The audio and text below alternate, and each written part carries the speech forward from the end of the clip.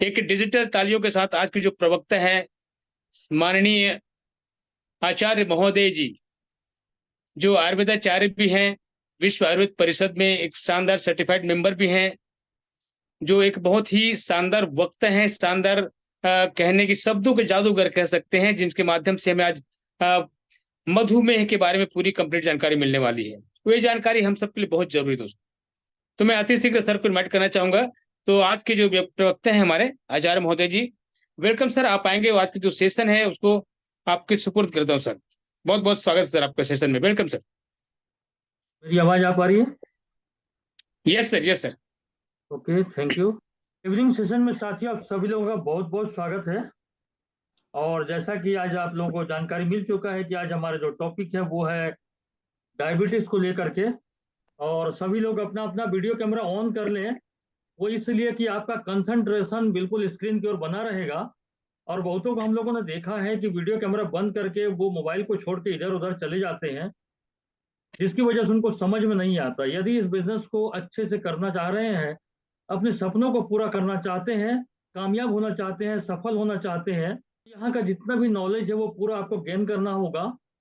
Product का training लेना होगा, नेटवर्क मार्केटिंग का ट्रेनिंग लेना होगा, और इसके लिए कंसंट्रेशन जरूरी है।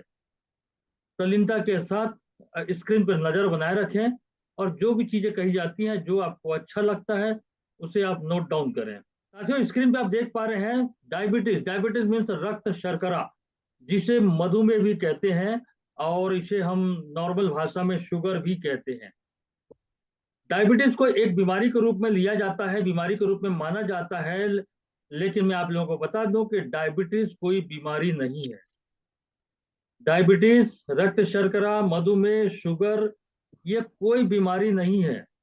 अब आप लोगों को लग रहा होगा कि सर कैसे बोल रहे हैं, डायबिटीज बीमारी नहीं है, और अभी तक तो हमने सुना था कि डायबिटीज बीमारी है। मैं आप लोगों को बता दूं कि डायबिटीज कोई बीमारी नहीं है। हर एक इंसान के शरीर में शुगर का एक लेवल होता है। शुगर का एक लेवल होता है, और वो कहीं कम ज्यादा हो जाता है शरीर में, तो वो कॉम्प्लिकेशन पैदा करता है, वो उलझने पैदा करता है, प्रॉब्लम पैदा करता है, और उसको मेंटेन करने के लिए हमको दवाई खानी पड़ती है। अब उसी का रूप ले लेते हैं डायबिटीज। एक निश्चित उम्र तक शरीर का जो मेंटेनेंस है वो बराबर चलते रहता है, लेकिन जहां पर हम अपनी खान पान और हमारी जो दिनचर्या है अव्यवस्थित और अनियमित हो जाती है, दूषित आहार विहार होता है, तब हमारे शरीर का जो संचालन है वो बिगड़ जाता है। हमारे शरीर में जितने भी अंग तंत्र हैं उनका कार्य प्रणाली जो है डिस्टर्ब हो जाता है, जिसकी वजह से शरीर में बहुत सारी उलझने आती हैं, समस्याएं आती हैं, और उसी को हम ले लेते हैं बीमारी का रूप। लेकिन डायबिटीज के बारे में कह दूं कि यह कोई बीमारी नहीं है। हाँ, लेकिन यदि डायबिटीज को मेंटेन करने के लिए लंबे समय तक अगर आपको दवा खानी पड़ रही है, तो आप इसे बीमारी कह सकते हैं, लेकिन वास्तव में ये बीमारी नहीं है। आइए इसके बारे में हम पूरा डिटेल हम जानकारी प्राप्त करने की कोशिश करते हैं। तो हम बात कर रहे थे डायबिटीज, और हम बात करेंगे आज उसके कारण, लक्षण और उपचार के बारे में, कि किस कारण से डायबिटीज होता है, उसके क्या क्या सिम्टम्स आते हैं, उसके क्या क्या लक्षण होते हैं, और हमको हमारे शरीर में क्या प्रॉब्लम क्रिएट करते हैं, और उसका हम आयुर्वेद में यानी हमारी आशा किरण वेंचर्स लिमिटेड में हम उसका कौन सा ट्रीटमेंट हम कर सकते हैं, इसके बारे में हम जानकारी प्राप्त करें। लेकिन उससे पहले थोड़ी सी अगर हम बॉडी संरचना के बारे में हम बात करें, और हमारे शरीर रचना को थोड़ा सा हम ध्यान से देखें, तो हमको इसको समझने में आसानी होगी, और डायबिटीज को ठीक करने में अपने को आसानी होगी। और साथियों, जो भी आप हमारे डिस्ट्रीब्यूटर यहाँ पर देख रहे हैं इस प्रोग्राम को, आप देख रहे हैं मानव संरचना, मानव शरीर की रचना, इसको थोड़ी से आपको एनाटॉमी का आपको अध्ययन करना पड़ेगा। किसी को ट्रीटमेंट बेस पे कोई प्रोडक्ट देते हैं तो थोड़ी बहुत आपको एनाटॉमी का ज्ञान होना बहुत जरूरी है। तो चलिए हम चलते हैं आगे। मानव शरीर, हमारे जो शरीर है वो कई प्रकार के छोटी छोटी कोशिकाओं के माध्यम से बनता है, और इन कोशिकाओं से बनता है ऊतक, ऊतक से बनते हैं अंग, और अंग से बनते हैं अंग तंत्र। ये जितने भी अंग तंत्र हमारे शरीर में होते हैं, जिसमें श्वसन तंत्र, पाचन तंत्र, कंकाल तंत्र, परिसंचरण तंत्र, उत्सर्जन तंत्र, प्रजनन तंत्र, अंतःस्रावी तंत्र, मांसपेशी तंत्र और तंत्रिका तंत्र। हमारा शरीर छोटी छोटी कोशिकाओं से बना है। कोशिकाओं से ऊतक बनता है, ऊतक से अंग बनते हैं, और अंग से अंग तंत्र बनते हैं। और सभी अंग तंत्रों के अपने अलग अलग कार्य होते हैं। हर अंग तंत्र अपना अलग अलग कार्य करता है। एक अंग तंत्र का काम दूसरा नहीं करता, दूसरे का काम तीसरा नहीं करता, सबका काम बटा हुआ है। जैसे श्वसन तंत्र है, श्वसन तंत्र में उनकी एक डिपार्टमेंट है, नाक से लेकर के फेफड़े तक का एक डिपार्टमेंट बना हुआ है, और वो श्वसन तंत्र जो है वो सांस लेने की प्रणाली जो होती है उसको कंप्लीट करता है। जैसे आप देख पा रहे हैं यहाँ पर, ये जितना एरिया जो कवर हुआ है ये श्वसन तंत्र के अंतर्गत आता है। इसका काम है सांस लेना, और सांस लेकर के हवा में से जो ऑक्सीजन है, ऑक्सीजन को ब्लड में भेजने का काम करता है। तो ये श्वसन तंत्र हुआ। इसी प्रकार से हमारा ये है पाचन तंत्र है। ये पाचन तंत्र है, जो भी चीज हम खाते हैं मुंह से लेकर के वो हमारे ग्रास नली से होते हुए आमाशय तक जाता है, आमाशय से फिर उसके पाचन होती है, पाचन होने के बाद वो आंतों में जाता है, और आंतों में जाने के बाद मल के माध्यम मल बन करके वो शरीर से बाहर निकल जाता है। ये हुआ पाचन तंत्र। इसी प्रकार से हमारे शरीर में जितने भी अंग तंत्र हैं सबका अपना अपना अलग अलग कार्य होता है। पाचन का काम श्वसन तंत्र नहीं कर सकता, श्वसन का काम उत्सर्जन तंत्र नहीं कर सकता, उत्सर्जन का काम प्रजनन तंत्र नहीं कर सकता। अतः हमारे शरीर में जितने भी अंग तंत्र हैं सबका अलग अलग कार्य है, और अपने अपने कार्य को बराबर वो निष्पादित करते रहते हैं। और जितने अंग तंत्र हैं अगर वो सभी अंग तंत्र सुचारू रूप से काम कर रहे हैं तो हमारा शरीर का जो मेंटेनेंस है बहुत जबरदस्त रहता है, कोई प्रॉब्लम नहीं होता। लेकिन इन्हीं अंगों में या इन्हीं अंगों के कार्य प्रणाली में किसी भी प्रकार की कोई बाधा होती है, किसी भी प्रकार का कोई अड़चन आता है, तब वहां का जो प्रक्रिया है वो डिस्टर्ब हो जाता है और वो फिर बीमारी का रूप ले लेता है। अब जैसे पाचन तंत्र की बात करें, पाचन तंत्र में आपने उल्टा सीधा कुछ खा लिया तो पाचन प्रणाली बिगड़ेगा, तब फिर आपको दवाई खानी पड़ेगी। श्वसन तंत्र में कहीं धूल धक्कड़ वाले एरिया में घुस गए, सांस के माध्यम से धूल कहीं जमा हो गया, जाके फेफड़े में जम गया, तो वहां पे प्रॉब्लम क्रिएट करेगा। इसी प्रकार से हर अंग तंत्र में कोई न कोई अगर कोई बाधा पहुंचती है तब वहां पर प्रॉब्लम क्रिएट होता है। और अगर सभी अंग तंत्र सुचारू रूप से काम कर रहे हैं तो शरीर हमेशा एकदम से स्वस्थ रहता है। तो आज हम जो बात करेंगे डायबिटीज के बारे में, वो उसकी शुरुआत कहाँ से होती है इसको हम समझने की कोशिश करते हैं। अभी आप जो चित्र आप देख पा रहे हैं, ध्यान दीजिए स्क्रीन की ओर। आमाशय के नीचे में देखिए छोटा सा ये पीले कलर का जो एक अंग दिख रहा है, ये एरिया देखिए। आमाशय के जस्ट नीचे जो मैंने गोला में दिया हुआ है वो छोटा सा अंग जो दिख रहा है, इसी से रिलेटेड है आज का सब्जेक्ट।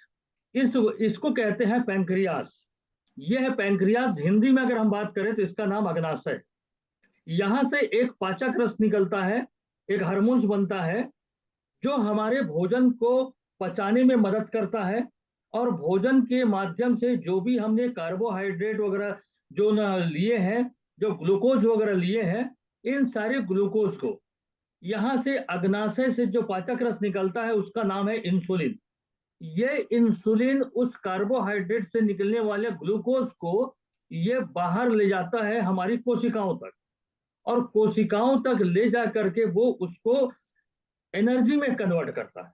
ध्यान से समझिएगा, तब आपको डायबिटीज बिल्कुल समझ में आ जाएगा। एकदम बारीकी से समझेंगे। अगर इन चीजों को समझेंगे तो आपको इलाज करने में या किसी को ट्रीटमेंट देने में या अपने शरीर के स्वचिकित्सा करने में आपको आसानी होगी। डायबिटीज होता कैसे है और कहाँ से आता है? अभी जो मैंने अंग तंत्र बताया कि आमाशय के जस्ट नीचे पीले कलर का जो दिख रहा है, बाजू में उसको मैंने बड़ा रूप दिखाया है, ये पैंक्रियाज है। हिंदी में इसे अग्नाशय कहते हैं। यहाँ से एक पाचक रस निकलता है इंसुलिन।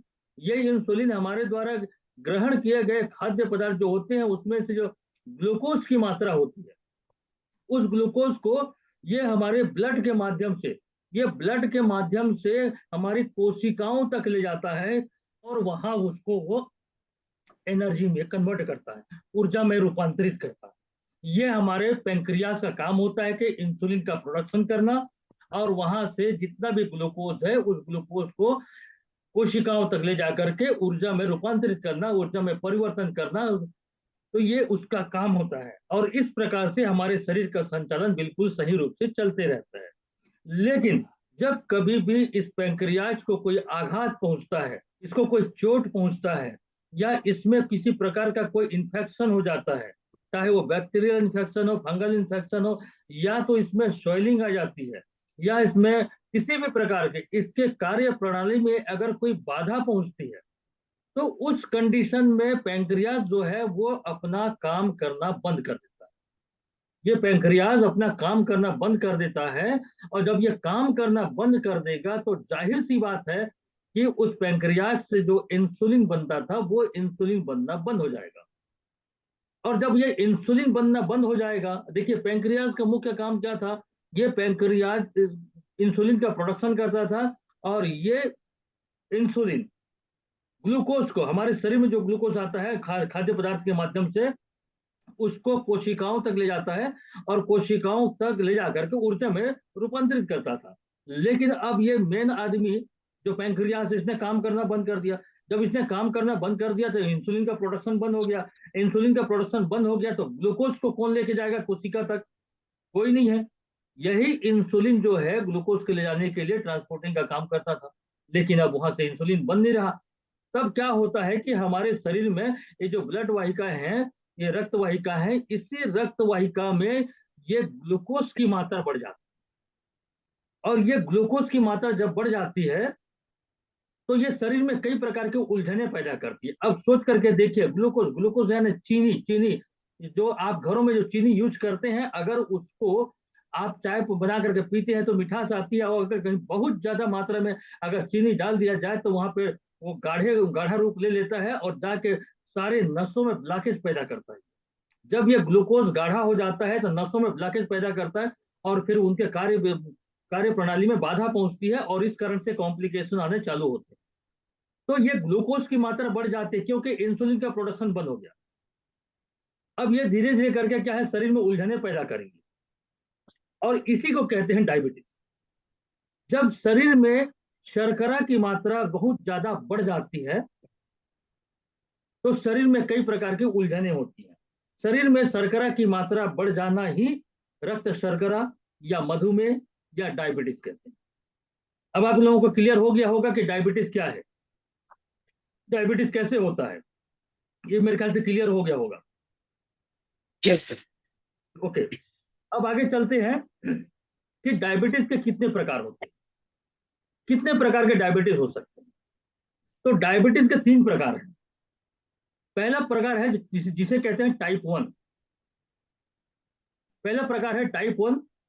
टाइप 1 डायबिटीज क्या होता है कि ये पैंक्रियाज से पर्याप्त जो इंसुलिन नहीं बन पाता, पैंक्रियाज अपना काम ढंग से नहीं कर पाता, उसको कोई प्रॉब्लम आ जाती है, उसके कार्य प्रणाली में कोई बाधा हो जाती है, या वो खुद बीमार हो जाता है, तो उस कंडीशन में पर्याप्त इंसुलिन नहीं बना पाता या बिल्कुल भी नहीं बन पाता। जब इंसुलिन नहीं बन पाता है तो इसको कहते हैं टाइप 1 डायबिटीज। दूसरा जो है वो टाइप 2 डायबिटीज। टाइप 2 डायबिटीज क्या होता है कि इसमें इंसुलिन तो बनता है बट बॉडी इसका उपयोग नहीं कर पाती, यानी कि वो बन करके वहीं पर रहता है, और ये माने इंसुलिन जो है बन तो रहा है जरूर, देखिए आलसीपना दिखाता है। ये कोशिकाओं तक ग्लूकोज को लेके नहीं जाता। पहले कंडीशन टाइप 1 में इंसुलिन नहीं बनता, और टाइप 2 में क्या है, इंसुलिन बनता तो है बट ये वर्क नहीं करता, तो इसको कहता है टाइप 2 डायबिटीज। और तीसरे प्रकार का जो है वो है आपका जेस्टेशनल डायबिटीज, जिसे गर्भकालीन डायबिटीज कहते हैं। गर्भकालीन डायबिटीज यानी कि ये जो प्रॉब्लम आती है महिलाओं को गर्भाधान के समय, जब महिला गर्भ में रहती है तो उस समय ये डायबिटीज होने की संभावना बनी रहती है। उसका जो प्लेजेंटा होता है, ये प्लेजेंटा क्या करता है, ये इंसुलिन के प्रोडक्शन में बाधा पैदा करता है। ये किस कंडीशन में होता है, ध्यानपूर्वक समझिएगा। गर्भकालीन स्थिति में जो प्लेजेंटा ऊपर में देख रहे हो, बच्चे के ऊपर में जो दिख रहा है प्लेजेंटा है वो, यानी कि जिसको हम आम भाषा में फूल कहते हैं, आम भाषा में फूल कहते हैं। ये प्लेजेंटा, ये जो क्या करता है, पैंक्रियाज से जो इंसुलिन का निर्माण होता है उसमें ये अवरोध पैदा करता है, ये बाधा पैदा करता है। तो ये पैंक्रियाज को उद्वेलित कर देता है, इंसुलिन प्रोडक्शन के लिए मना कर देता है, तो इस कारण से इंसुलिन का बनना कम हो जाता है, फिर ग्लूकोज की मात्रा बढ़ जाती है। तो गर्भकाल में भी गर्भवती महिला को डायबिटीज की समस्या हो सकती है, और ये हर किसी को नहीं, किसी किसी में होती है। तो ये 3 प्रकार के हैं।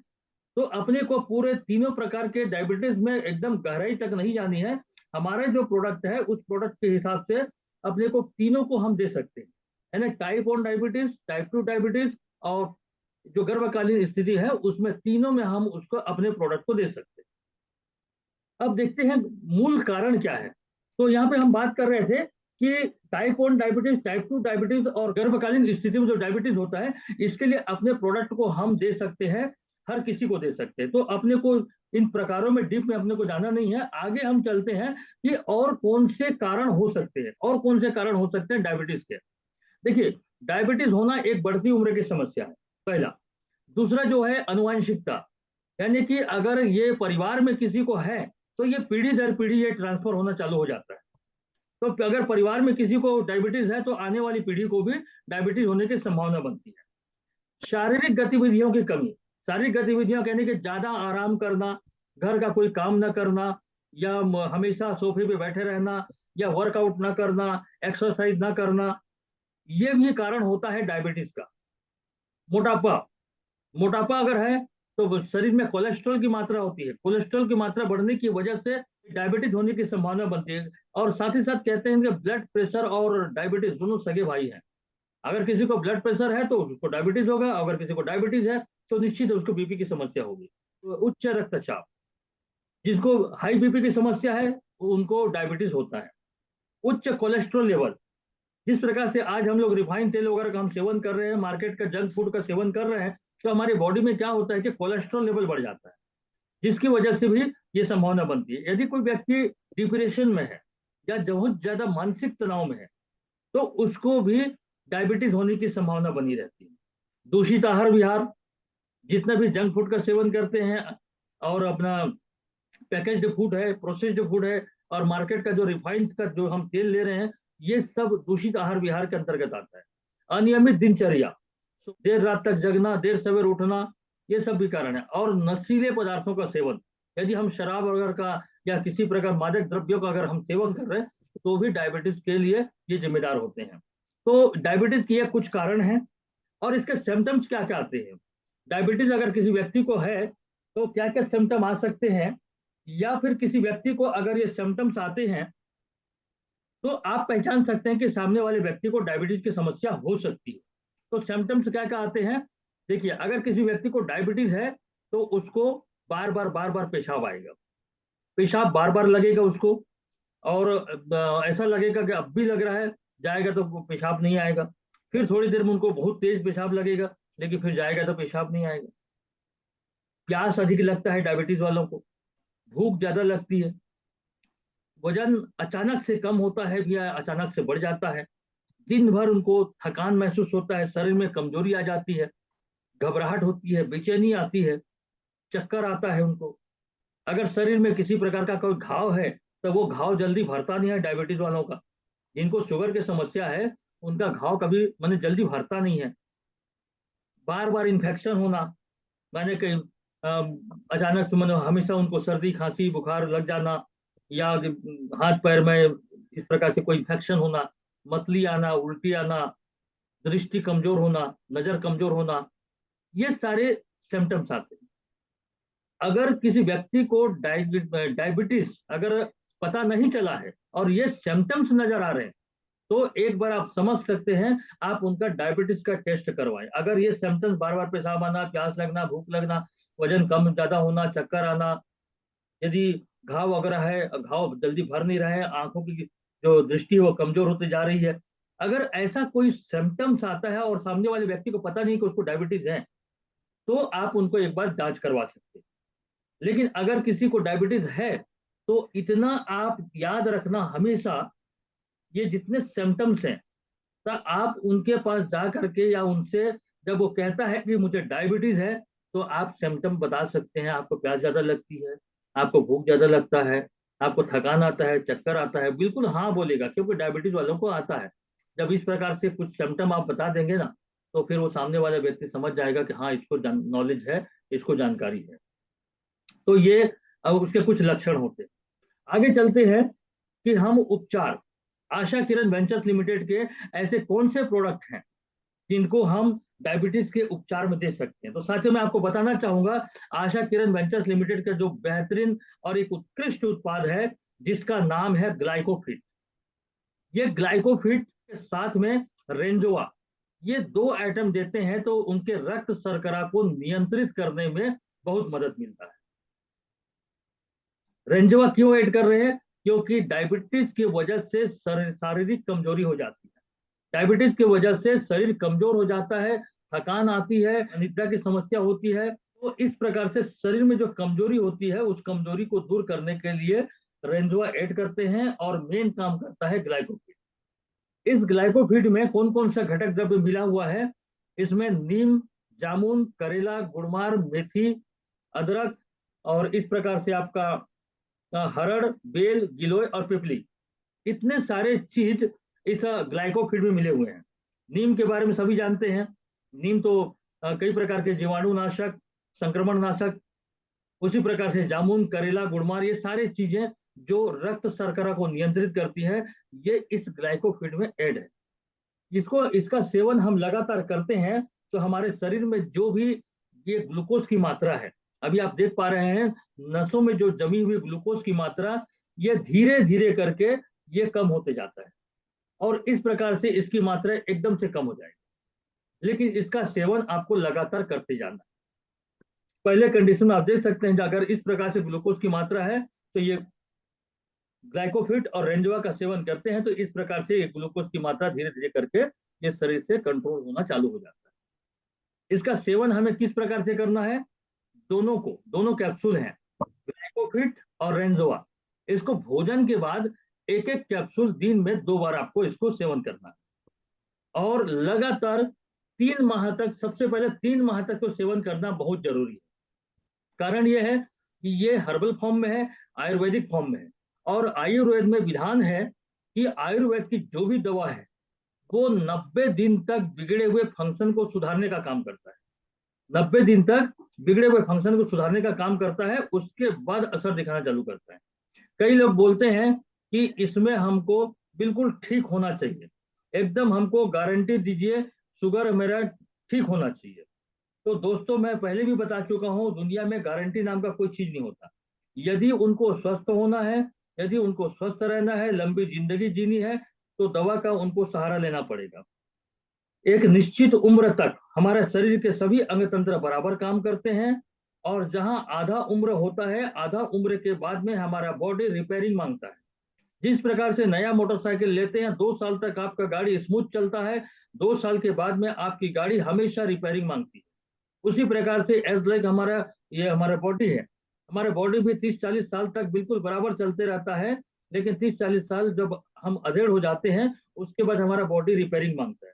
शरीर में जो भी कॉम्प्लिकेशन आता है उस कॉम्प्लिकेशन को मेंटेन करना पड़ता है।